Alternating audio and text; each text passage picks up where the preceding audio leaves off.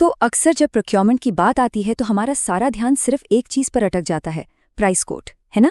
लेकिन आज के इस विश्लेषण में हम इस माइंडसेट को पूरी तरह से बदलने वाले हैं। हम सीधे प्लांट लेवल पर चलेंगे और उन सख्त प्रक्रियाओं को डिकोड करेंगे जो असल में पशु आहार के लिए प्रीमियम क्वालिटी का डोर्ब यानी डी ऑयल राइस ब्रान तैयार करती हैं।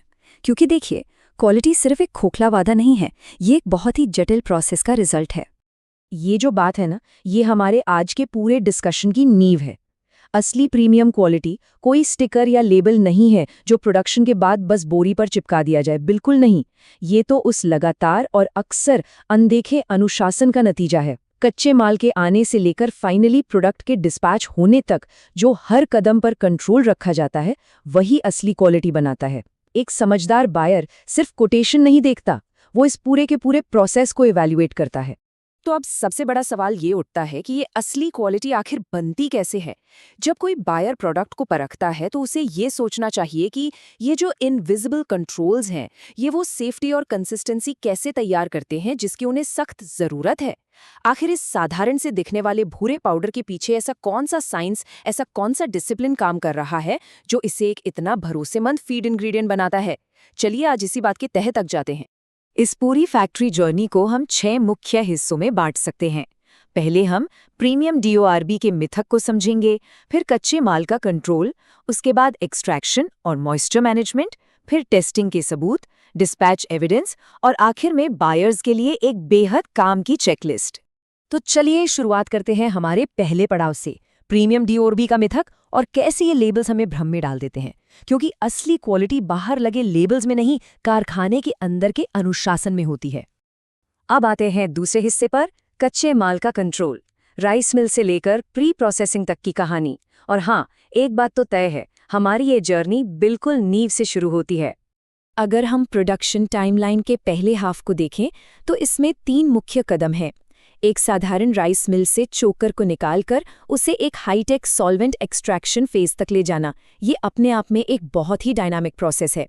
इन शुरुआती चरणों में पूरी की पूरी एनर्जी सिर्फ एक ही बात पर लगाई जाती है कि प्लांट के मेन हिस्से में सिर्फ और सिर्फ बेस्ट क्वालिटी का माल ही जाए और उसे एकदम साइंटिफिक तरीके से साफ किया जाए। एक बात बिल्कुल साफ है, अगर आपका कच्चा चोकर ही खराब है तो बाद के स्टेप्स कितने भी परफेक्ट क्यों न हो, फाइनल डीओआरबी खराब ही बनेगा। कोई चमत्कार नहीं होने वाला। इसका सीधा सा मतलब है कि एक सख्त सोर्सिंग नेटवर्क ही आपकी पहली ढाल है।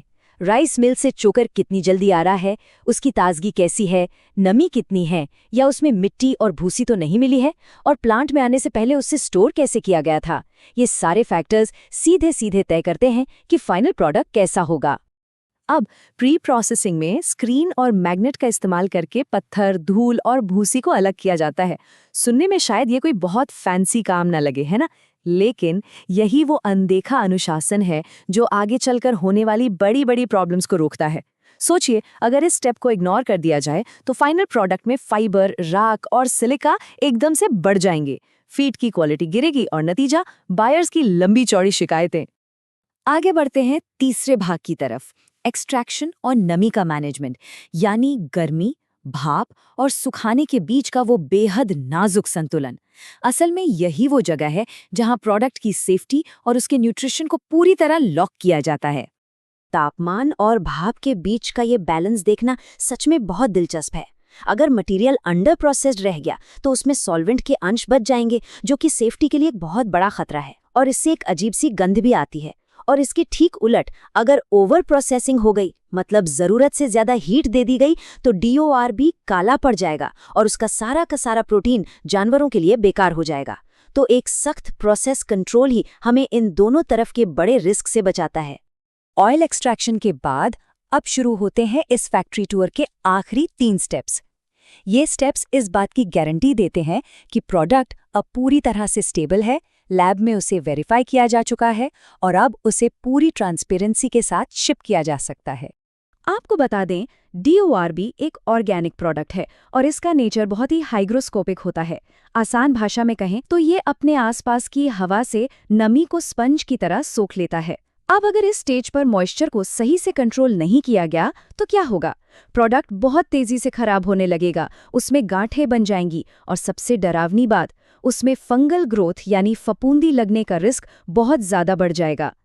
चलिए अब आते हैं चौथे हिस्से पर, टेस्टिंग के जरिए सबूत। कारखाने का वो सारा अदृश्य अनुशासन अब यहाँ आकर ठोस डेटा और अकाट्य प्रमाण में बदल जाता है। देखिए, कोई भी भरोसेमंद सप्लायर कभी भी मार्केटिंग के लिए इस्तेमाल होने वाले उन पुराने और घिसे पिटे डॉक्यूमेंट्स पर निर्भर नहीं रहता। वो हमेशा आपको उस पर्टिकुलर बैच के लैब टेस्ट का सबूत देते हैं। इन पैरामीटर्स को ध्यान से देखिए। अगर मॉइस्चर चेक नहीं किया तो फंगस का खतरा पक्का है। प्रोटीन कम हुआ तो मतलब फीड के न्यूट्रिशन में सीधा घाटा। और अगर क्रूड फाइबर या सिलिका, जिसे हम AIA कहते हैं, वो बढ़ गया तो समझ लीजिए चोकर में भूसी या मिट्टी की मिलावट है।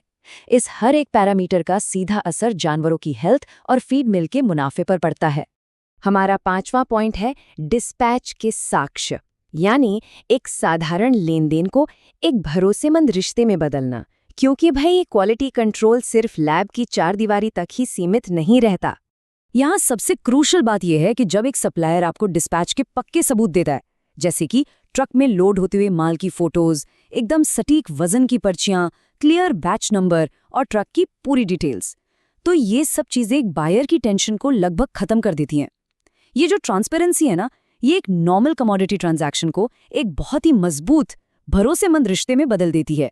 बायर को बिल्कुल साफ पता होता है कि उसके पास क्या आ रहा है और वो कब पैक हुआ था। और अब हम पहुंच गए हैं अपने आखिरी और छठे हिस्से पर, खरीदारों के लिए चेकलिस्ट। प्लांट लेवल की इन सारी जानकारियों को अब हम एक बेहद प्रैक्टिकल और इस्तेमाल करने लायक टूल में बदलते हैं।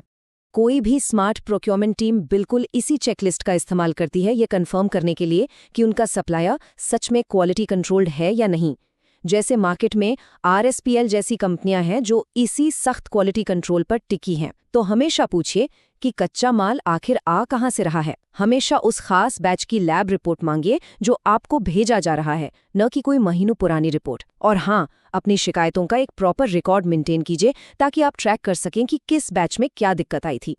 तो आज के इस विश्लेषण को हम एक बहुत ही गहरे सवाल के साथ खत्म करते हैं।